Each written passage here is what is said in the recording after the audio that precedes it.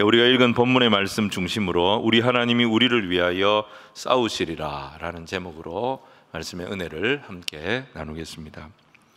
느헤미야는 지금까지 여러 어려움들을 극복하고 여기까지 왔습니다. 예루살렘의 소식을 듣고 그가 기도하기 시작했지요. 그리고 왕을 설득을 해서 건축 승인을 받았습니다. 또 건축에 필요한 물자의 지원도 왕으로부터 다 받았습니다.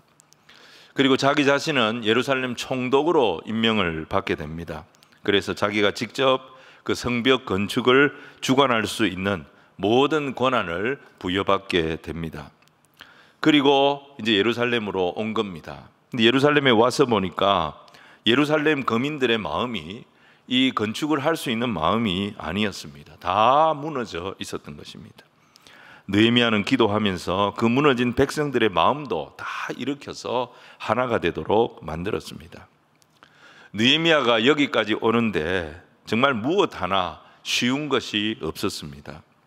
근데 느헤미야는 어려울 때마다 불평하거나 원망하거나 염려하거나 걱정하기보다 하나님 앞에 계속 기도했던 것을 보게 됩니다.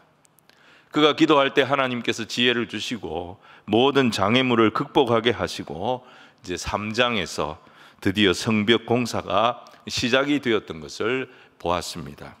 그리고 지난주에 제가 코로나 걸려가지고 못 왔습니다. 오늘 4장을 이제 보게 됩니다. 이 예루살렘 성벽 공사는 북동쪽 끝에 있는 그 문이었던 양문, 예배 드리기 위해서 들어오는 문입니다. 예배에 쓸 그 양들이 출입하는 문이었다. 그래서 양문이라고 불렸는데 이 문을 제사장들이 재건하기 시작하면서 일제히 이 성벽 공사가 시작이 되어졌습니다.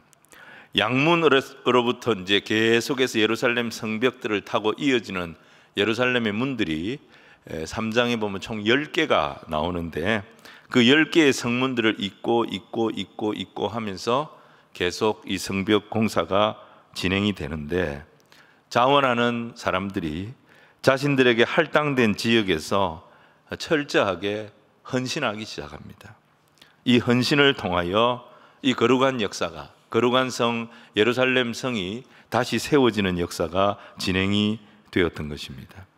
자, 이제 공사가 시작이 되어졌습니다. 근데 또 어려움이 찾아오는 것을 보게 됩니다. 방해 세력들이 나타난 것입니다. 자, 오늘 첫 번째로 우리가 생각할 것은 영적 전쟁의 시작입니다.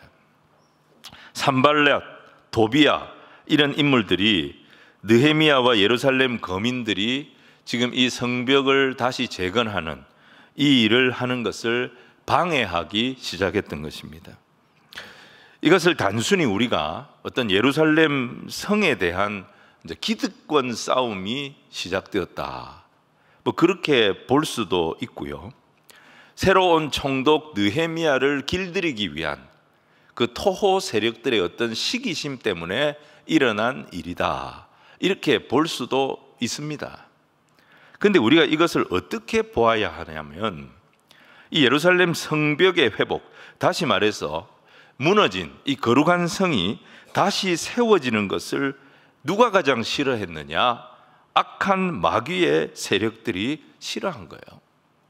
그래서 이 마귀의 방해 작전이 시작된 것으로 보아야 하는 것입니다. 그래서 이것을 우리가 영적 전쟁이라고 말할 수 있는 것입니다. 성도들이 믿음으로 살려고 할 때 내 마음 가운데 하나님의 성벽이 세워지기 시작하고 내 심령 가운데 신앙의 거룩한 성이 회복되기 시작할 때 꼭 무슨 일이 터지느냐? 이 영적 전쟁이 시작이 되는 거예요. 마귀 사탄의 방해 공작이 시작이 되는 거예요. 그런데 이 영적 전쟁의 양태가 오늘 성경을 보면 어떻게 드러나느냐? 영적 전쟁이 어떻게 시작이 되느냐? 여러분, 영적 전쟁은 말의 전쟁입니다. 오늘 본문 4장은 1절부터 23절까지 있잖아요. 근데 이 대부분의 내용, 1절부터 23절의 대부분의 내용이 무슨 얘기냐면 느헤미야와 대적들 간에 오고 가는 말입니다. 그 말들로 구성이 되어 있어요. 총 3그룹의 말이 4장에 등장합니다. 첫 번째는 느헤미야의 대적들이 하는 말이에요. 두 번째는 느헤미야가 이들에 대하여 대응하는 말이에요. 세 번째는 그 둘 사이, 느헤미야와 대적들 사이에 끼어있던 백성들의 입에서 나온 말입니다. 이 말들이 1절부터 23절에 계속 왔다 갔다 합니다. 자, 먼저 이 대적들의 말은 어떤 말이냐? 여러분, 대적들의 말은 깎아내리는 말이에요. 대적들의 말은 상대를 낙심시키는 말이에요. 대적들의 말은 어떤 말이냐? 위협하는, 그래서 위축시키는 말이었습니다. 1절에 보면 이런 표현이 있습니다. 비웃으며, 깎아내리는 말입니다. 여러분, 웃는 거는 건강에 굉장히 도움이 되지만 비웃는 거는 건강에 아무 도움이 안 됩니다.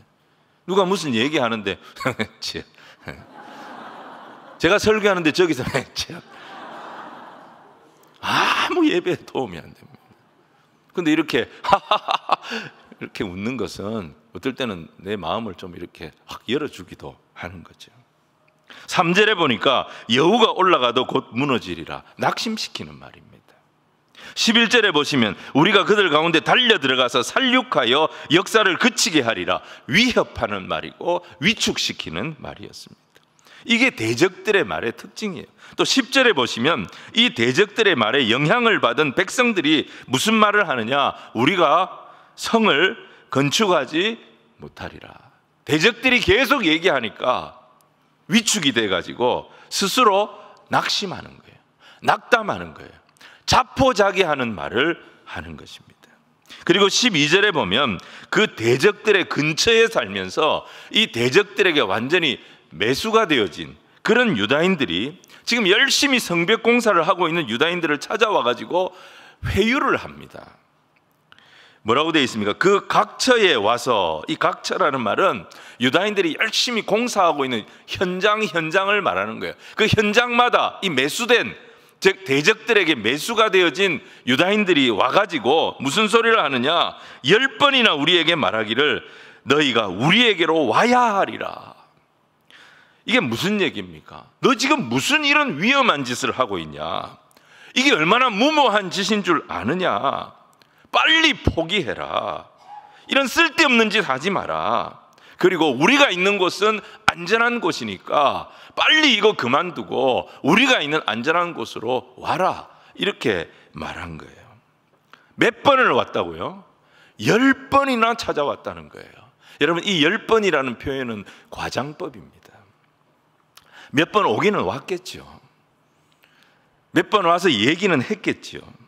몇 번 온 그것을 이들이 지금 과장해서 누구에게 얘기하고 있는 거예요. 우린 열심히 일하려고 하는데 저 사람들이 계속 와가지고 우리를 피곤하게 하고 귀찮게 해서 어쩔 수 없이 내가 이 공사를 고만하고 중단하고 저들 가운데로 내가 가야 되겠다. 귀찮아서 도저히 안 돼요. 10번이나 와가지고 과장하는 거예요.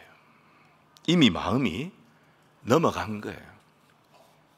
비방, 조롱, 위협, 자포자기, 과장법, 지금 이런 말들이 이 공사 현장에, 예루살렘 성에 난무하고 있는 한가운데 누가 있느냐? 믿음의 사람, 기도의 사람, 느헤미야가 있는 것입니다.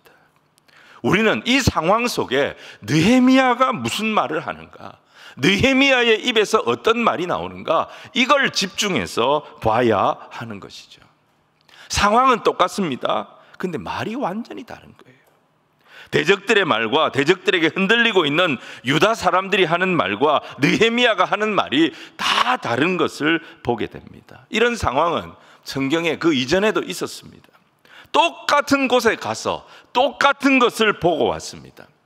동일한 시간 동안 동일한 상황, 동일한 현장을 보고 왔는데 10명의 사람들은 비방, 조롱, 위협, 자포자기, 과장의 말을 합니다. 근데 나머지 2사람은 전혀 다른 믿음의 말을 했습니다. 언제입니까? 출애굽하고 광야 걷다가 가데스 바네아라는 곳에서 모세가 각 지파의 지도자들 12명을 뽑아서 가나안 정탐을 보냈을 때 이런 일이 벌어졌던 것입니다. 하나님의 백성들이 거룩한 꿈을 꾸고 정말 믿음의 삶을 살려고 결단을 할 때 무슨 일이 벌어지느냐? 대적의 공격이 있습니다. 반드시 있습니다.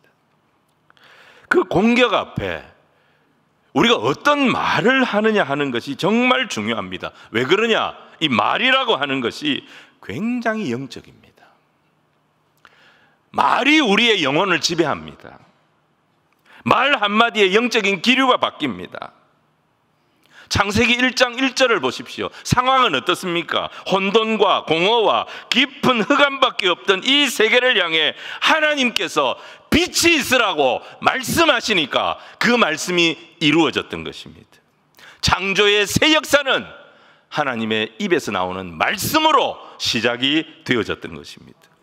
그리고 아무것도 아닌 우리 인생들을 향하여 너희는 땅에 충만하라, 땅을 정복하라, 땅을 다스리라 하나님 말씀하실 때 정말 아무것도 아닌 우리 인간들이 이 세상을 다스리는 하나님의 권세를 부여받게 되어졌던 것입니다.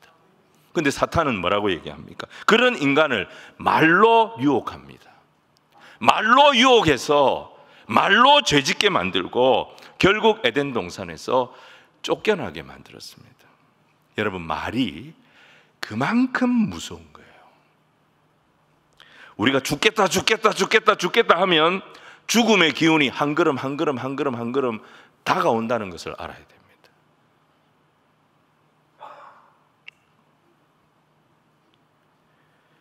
안 된다 하면 벌써 어떻게 됩니까? 몸이 경직되기 시작하는 거예요. 운동선수들이 경기에 나가가지고 안 된다, 안 될 거야, 실수할 거야, 실수합니다. 경직돼 버립니다. 에스겔 37장 보시면 하나님 꼴짜기에 마른 뼈가 가득한 환상을 에스겔에게 보여주십니다. 이 마른 뼈들이 누구이고 왜 이렇게 된 것인가? 11절, 에스겔 37장 11절 보시면 이 마른 뼈들은 이스라엘 족속들이라 그랬습니다. 그리고 이들이 이렇게 된 이유가 뭐냐? 그들이 이르기를, 자기들이 이렇게 말한 거예요. 우리의 뼈들이 말랐고 우리의 소망이 없어졌으니 우리는 다 멸절되었다 하느니라. 스스로 그렇게 말했기 때문에 그 말대로 마른 뼈들이 돼버린 거예요. 여러분, 말이 이만큼 중요한 거예요. 자, 오늘 두 번째, 대적들의 분노와 느헤미야의 대응입니다. 오늘 본문은 이 무너진 예루살렘 성벽이 재건되는 상황입니다. 무너진 하나님의 나라가 다시 세워지는 거예요. 굉장히 중요한 때입니다. 무너져 있던 우리의 삶이 하나님의 말씀으로 채워지기 시작하면 뭐가 회복이 되느냐? 예배부터 회복이 되는 거예요.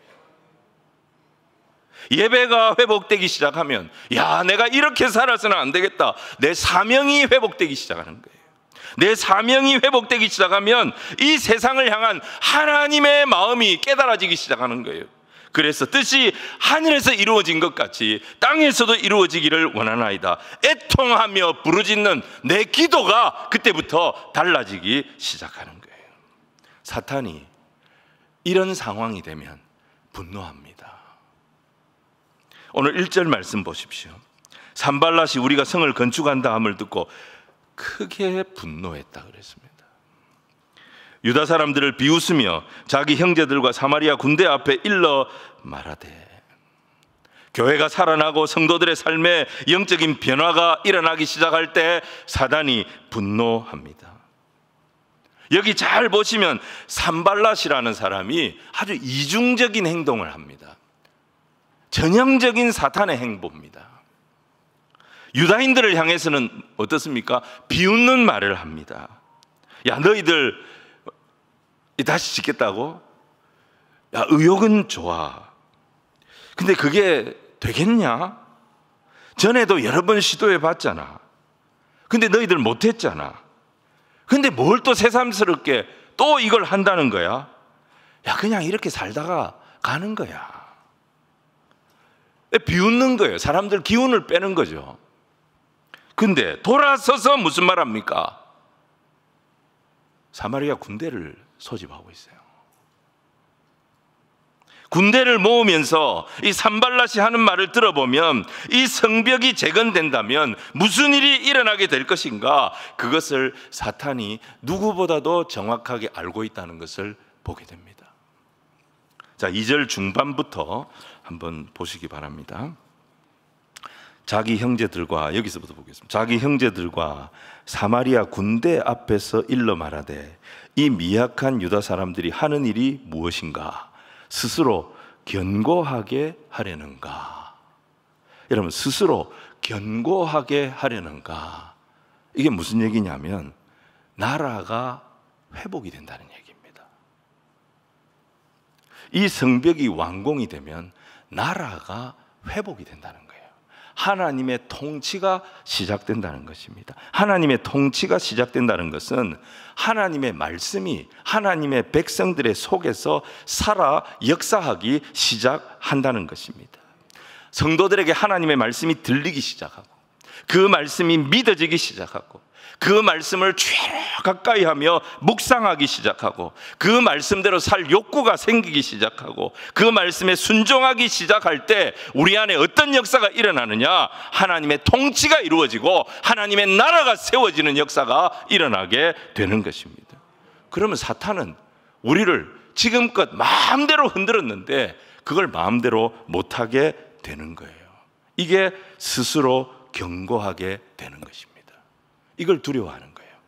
두 번째는 뭐냐? 제사를 드리려는가 그랬습니다. 여러분, 여기서 제사는 체박, 화목제를 말하는 거예요. 번제가 아니에요. 출애굽기 보시면은 이 체박은 하나님이 이스라엘 백성들을 출애굽시키는 목적이었습니다. 화목 제물을 통해서 하나님과 언약 백성이 다시 교제하게 되고 다시 연합하게 되는 것이 체박, 화목 제사입니다. 하나님 이거 드릴 수 있도록 바로에게 모세를 보내서 내 백성을 보내라고 말씀하신 것입니다. 예배가 살아나면 하나님과 우리를 화목케 하는 이 영원한 희생 제물이 되어주신 예수님을 더 깊이 생각하게 되는 거예요. 나를 하나님 앞에 서게 해주시고 나를 하나님의 자녀 삼아주시고 십자가에서 내 모든 죄를 해결해 주신 나의 영원한 대속의 제물이 되신 그 예수님을 다 가까이 가게, 더 깊이 생각하게 되는 거고, 그 예수님을 자랑하게 되는 거고, 그 예수님의 십자가의 은혜를 기뻐하게 되는 것입니다. 그래서 사탄은 우리가 예배자가 되는 것을 어떻게든지 막으려고 하는 것입니다. 예루살렘이 예배의 도성이 되고 오실 메시아 예수 그리스도를 기뻐하고 대망하고 소망하는 그런 도시가 되는 것을 어떻게든지 사탄은 막으려고 하는 것입니다. 세 번째, 하루의 일을 마치려는가? 이 말은 하루, 이 하루는 히브리 말로 하욤입니다. 낮을 말하는 거예요. 대낮을 말하는 거예요. 대낮에 이 일을 다 하려고 하는 건가? 이 말이에요. 전에는 이스라엘 백성들이 숨어서 했습니다. 아무도 모르게 밤에 했습니다. 마지 못해서 했습니다. 어쩔 수 없이 했습니다. 근데 이제 이들이 하나님이 나를 부르셨고 하나님이 나를 여기에 세우셨다는 것을 알게 되어졌습니다. 이제 숨지 않습니다. 밤에 몰래 하지 않습니다. 대낮에 당당하게 하나님의 일을 기쁨으로 감사함으로 하게 된 것입니다. 사탄이 가장 두려워하는 교회가 바로 이런 교회인 것입니다. 그리고 제일 중요한 것이 마지막, 불탄 돌을 흙무더기에서 다시 일으키려는가? 불탄 돌이 뭡니까? 과거에 다윗과 솔로몬 시대에 세웠던 그 성벽, 그게 바벨론에 의해서 불타고 무너졌지 않습니까? 그 돌을 말하는 거예요. 불탄 돌을 흙무더기에서 다시 일으키겠다는 말은 다윗과 솔로몬 시대의 영광이 다시 회복된다는 얘기입니다. 그러니까 내 안에 하나님의 나라가 회복이 되면, 내 안에 거룩한 성벽이 다시 세워지면, 내 안에 하나님의 역사가 이루어지기 시작하면 그때 나타나는 현상이 뭐냐? 말씀이 회복이 되는 거예요. 예배가 회복이 되는 거예요. 사명이 회복이 되는 거예요. 우리 안에 하나님의 영광이 회복되는 역사가 일어나게 된다는 것입니다. 그래서 누가? 사탄이 길을 쓰고 이 일을 막으려고 하는 것입니다. 유다인들이 이 권세를 다시 회복하려고 하는데, 사마리아 사람들아, 우리 가만히 그냥 있어서 되겠느냐 하면서 산발랏은 사마리아 군대를 지금 다시 불러 모으고 있는 겁니다. 자, 그렇게 모인 군대를 향해서 오늘 2절을 보시면 도비아가 한마디를 딱 거들어요. 이 도비아라고 하는 인물이 어떤 인물이냐면 선동가예요. 아주 교묘한 선동가예요. 선동가들의 특징이 뭐냐면 무슨 말을 들으면 그게 머릿속에 그림으로 쫙 그려지게 하는 사람, 이게 선동가들이에요. 히틀러의 참모였던 괴벨스 같은 사람이 대표적인 선동가였습니다. 그 사람이 하는 말을 딱 들으면 히틀러가 지금까지 했던 말이 머릿속에 그림으로 쫙 그려지게 만들어주는 사람이에요. 여우가 올라가도 허물어질 것이다. 이게 도비아가 한 말이에요. 여우가 올라가도 허물어질 성벽, 이스라엘 백성들의 머릿속에 그림이 쫙 그려지는 거예요. 야, 얼마든지 무너뜨릴 수 있겠네. 아무것도 아니네. 우리가 가가지고 그 성벽 확 무너뜨려 버리자. 이런 분위기가 사마리아 사람들 안에 일어나도록 만들었던 겁니다. 근데 대적들이 이런 분위기를 만드는 것과 정반대로 성 건축은 어떻게 됩니까? 계속 진행이 되는 거예요. 6절 보시면 건축이 거의 어느 정도 이루어졌느냐? 절반 정도 이루어졌다고 그랬습니다. 대적들이 계속 부정적인 분위기를 조장하고 있는데, 계속 비웃고 위협하고 있는데 성벽 재건은 어떻게 해요? 전혀 지장이 없이 진행이 되고 있었다는 거예요. 그 이유가 뭐냐?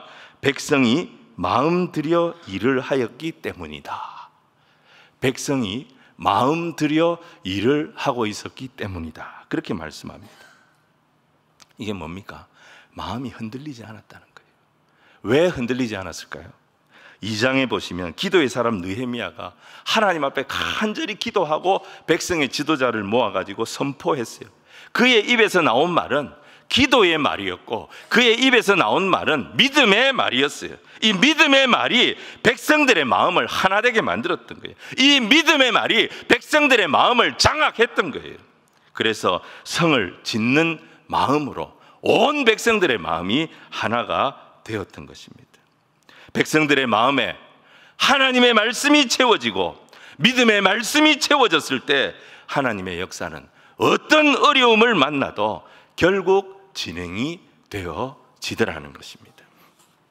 자, 이게 이제 계속 흔들림 없이 진행이 되니까 대적들은 이제 더 격동을 하는 거예요. 대적들이 이제 더 이제 힘을 모으는 거예요. 7절이죠. 이들이 심히 분노했다고 그랬고요. 7절에 보면 다 함께 꾀하였다. 힘을 계속 모으기 시작합니다. 그리고 뭐라고 말합니까? 예루살렘으로 가자. 우리가 예루살렘으로 가서 그들의 성을 쳐버리고 그곳을 요란하게 만들자. 여기서 요란하게 하자는 말의 원뜻은 뭐냐면 곁길로 가게 만들자는 뜻입니다.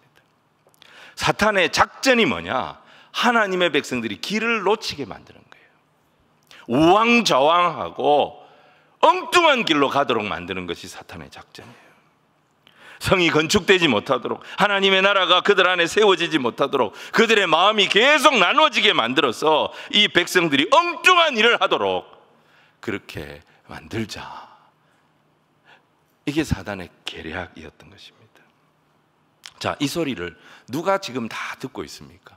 이들이 하는 말을 지금 누가 다 듣고 있습니까? 느헤미야가 다 듣고 있었습니다. 느헤미야의 귀에 이 소리가 다 들렸습니다. 근데 느헤미야는 반응하지 않습니다. 그렇게 말하는 사람들 찾아가서 따지지 않습니다. 느헤미야는 그때 뭘 하느냐? 기도하는 것을 보게 됩니다. 여러분, 이때 느헤미야가 기도할 때 이 기도에 쓰인 단어가 팔랄이라는 단어입니다. 이 팔랄이라고 하는 단어는 기도라는 뜻인데 이게 여러 가지 의미가 있습니다. 그 중에 무슨 의미가 있느냐? 중보, 중재의 의미가 있습니다. 영적인 지도자들은 바로 이 팔랄의 사람이, 모세가 바로 이 팔랄의 사람이었습니다. 그는 하나님과 이스라엘 사이에 서서 하나님과 이스라엘의 관계를 중보하고 중재하는 기도의 사람이었습니다. 이 팔랄의 기도에서 가장 중요한 것이 뭐냐? 민첩함입니다. 무슨 일이 생기면 자기가 고민하지 아니하고 바로 하나님 앞에 달려 나가는 것입니다. 그리고 하나님의 뜻이 무엇인지, 하나님의 계획이 무엇인지를 묻는 것입니다. 그리고 그 하나님의 뜻을 듣는 것입니다. 자, 그때 어떻게 할까요? 하나님께서 지혜를 주시는 것입니다. 자, 첫 번째 방책이 뭐냐? 파수꾼을 세우는 거였습니다. 파수꾼을 세워서 적들이 어떻게 언제 공격할지 모르니까 적의 공격을 방비하도록 느헤미야가 지시를 했습니다. 자, 일하는 사람들 중에서 이 파수꾼을 차출을 한 겁니다. 그러니까 자연스럽게 일꾼의 수가 줄어들게 된 거예요. 일꾼이 줄어드니까 일손이 부족해지겠죠. 일손이 부족해지니까 일하는 사람들이 불편한 거예요. 부담이 커진 거예요. 그러니까 어떻게 됩니까? 그렇게 마음이 하나가 되어져서 흔들림 없이 일하던 이스라엘 백성들이 그 입에서 부정적인 말을 쏟아내기 시작합니다. 10절에 우리가 성을 건축하지 못하리라. 자꾸 부담이 커지니까 힘들어서 못하겠다, 이런 말이 나오기 시작한 거예요. 전에는 이런 말 안 했습니다. 근데 힘들어지기 시작하니까 대적들이 했던 말이 스물스물 올라오기 시작하는 거예요. 믿음의 말에 그 마음이 딱 붙들려 있던 백성들이 힘들어지기 시작하니까 대적들의 부정적인 말을 떠올리기 시작했던 것입니다. 그래서 11절에 이렇게 말합니다. 우리 원수들은 이르기를 그들이 알지 못하고 보지 못하는 사이에 우리가 그들 가운데 달려 들어가서 살육하여 역사를 그치게 하리라. 우리 원수들이 이런 말 한 것이 이제 자꾸 자기 입에서 나오기 시작하는 거예요. 대적들의 이 비방의 말이, 위협의 말이 점점 이 일의 부담 때문에 지쳐가는 백성들의 마음을 지배하기 시작한 거예요. 자, 문제가 뭡니까? 문제는 파수꾼이 차출이 돼가지고 지금 일손이 부족한 것이 문제의 원인입니다. 근데 이 일손이 부족해가지고 일이 힘들어진 건데, 이 백성들이 무슨 지배를 받기 시작하느냐? 대적의 말에 지배를 받기 시작합니다. 문제는 일손이 부족한 건데, 지배는 누구의 지배를 받느냐? 대적들이 하는 말에 지배를 받고 있는 거예요. 이게 뭐겠습니까? 요란하게 된 거예요. 길을 잃어버린 거예요. 그때 느헤미야가 어떻게 하느냐? 총력전을 선포합니다. 이 말의 권세에서 벗어나야 돼요. 대적들이 하는 말의 권세에서 이스라엘 백성들이 벗어나야 돼요. 그래서 13절 보시면 모든 가족들 다 나오게 합니다. 칼과 창과 활로 무장을 시킵니다. 그리고 14절에 이렇게 말합니다. 너희는 그들을 두려워하지 말고 지극히 크시고 두려우신 주를 기억하고 너희 형제와 자녀와 아내와 집을 위하여 싸우라 하였느니라. 자꾸 그들이 하는 말을 듣고 두려워하지 마라. 너희는 그들을 두려워할 것이 아니라 지극히 크고 정말 두려워해야 할 주님을 기억하고 그 주님이 우리에게 주신 말씀을 잊지 말아라. 그리고 너희들이 지켜야 할 5 영역, 형제죠, 제일 먼저. 2번째 자녀죠, 아들, 딸이에요. 그리고 4번째 아내예요. 5번째 집이에요. 이 5 영역을 지키라는 거예요. 이 5 영역을 위하여 싸우라는 거예요. 이 말은 무슨 말입니까? 성이 지어지고 안 지어지고가 중요한 것이 아니라 이것은 우리의 생존의 문제라는 거예요. 이 5 영역이 무너지면 우리의 생존이 무너진다. 우리가 지금 싸우는 싸움은 하나님께서 우리에게 맡겨주신 이 5 영역을 위하여 싸우는 것이다. 총력전을 선언합니다. 자, 마지막 3번째, 믿음의 사람이 하는 말의 권세입니다. 여러분, 우리가 여기서 이제 지금까지 받은 말씀을 정리해 보면 이 대적이 하는 말과 믿음의 사람이 하는 말에는 차이가 있어요. 그죠? 대적의 말은 1차적으로 어떤 말이냐면 굉장히 감정적입니다. 분노의 말이었고요, 비웃음의 말이었고요, 조롱의 말이었고요, 위협의 말이었어요. 그리고 대적의 말의 또 다른 특징은 굉장히 부정적입니다. 안 된다, 망한다, 죽는다, 그 얘기예요. 근데 믿음의 사람의 언어는 다릅니다. 그 특징이 뭐냐? 첫 번째, 이 중요합니다. 기도의 언어입니다. 기도의 언어예요. 느헤미야는 대적들이 계속 자기들을 비웃고 조롱하고 위협하고 과장하고 낙심시키고 10번을 와가지고 쓸데없는 얘기를 그렇게 쏟아놓았다는 그런 소식 다 들었지만 사람들에게 아무 말도 하지 않았어요. 사람들 찾아가가지고 따지지도 않았어요. 오히려 그런 소리가 들릴 때마다 느헤미야는 하나님 앞에 나가서 하나님 앞에 엎드려서 기도했습니다. 4절에 우리 하나님이여 들으시옵소서. 대적들의 하는 말을 들어주시고 유다인들의 흔들리는 말을 하나님 들어보십시오. 하나님, 이 우리의 기도를 하나님 들어주십시오. 그러면서 그는 하나님 앞에 엎드려 기도했던 것입니다. 기도하면서 하나님이 그에게 지혜를 주실 때, 기도하면서 하나님께서 그에게 하나님이 주시는 말씀이라는 확신을 주실 때 그는 그 말씀을 들고 나가서 백성들 앞에 선포했던 것입니다.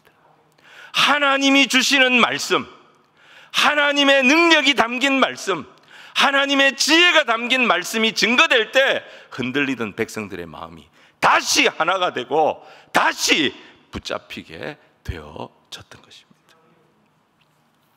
두 번째는 뭐냐면요, 이 믿음의 사람의 말의 특징 두 번째는 뭐냐면 이타적인 말을 합니다. 다른 사람을 살리는 말을 합니다. 느헤미야는 자기를 위해서 일하지 않았습니다. 수산궁에서도 그가 금식하며 기도했던 이유가 뭡니까? 예루살렘 성을 1000km가 떨어져 있는 그 예루살렘 성을 걱정하고 예루살렘 성을 살리려고 그가 기도했던 거예요. 자기는 아무 걱정이 없는 인생을 살던 사람입니다. 왕에게 총애받고 이방인으로서 올라갈 수 있는 최고의 자리까지 올라갔습니다. 모험이 필요 없어요. 희생이 필요 없어요. 근데 자기 백성들을 위하여 기도하고 금식하고 도전했습니다. 예루살렘에 와서도 마찬가지입니다. 기도하면서 예루살렘 거민들과 예루살렘의 지도자들에게 무슨 말로 설득을 합니까? 우리와 우리의 다음 세대가 성벽이 없어서 성문이 없어서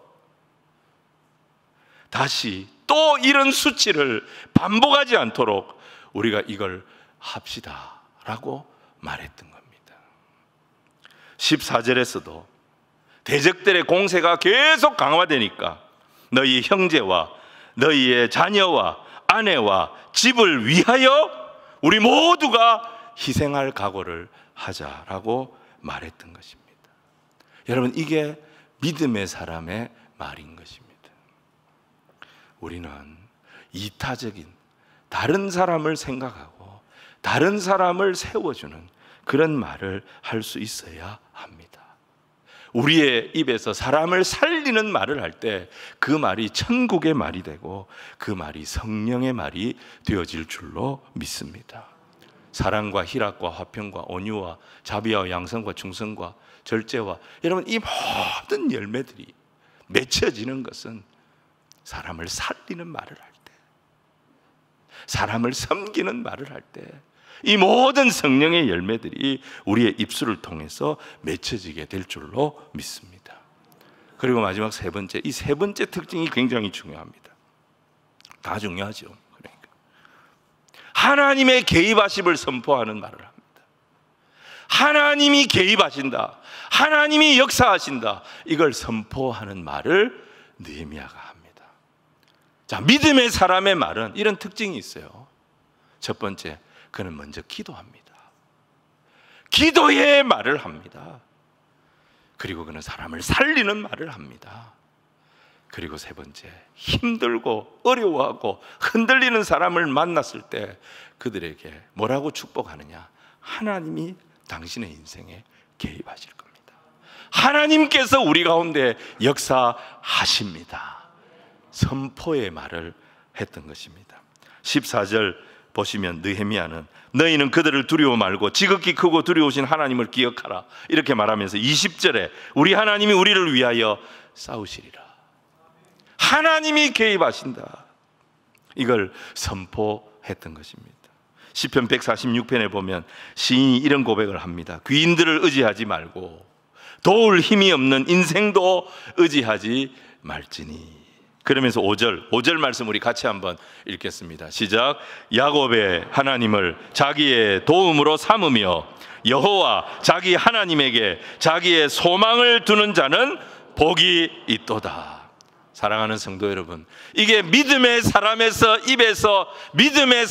입에서 나오는 하나님이 붙여주신 말인 줄로 믿으시기를 바랍니다.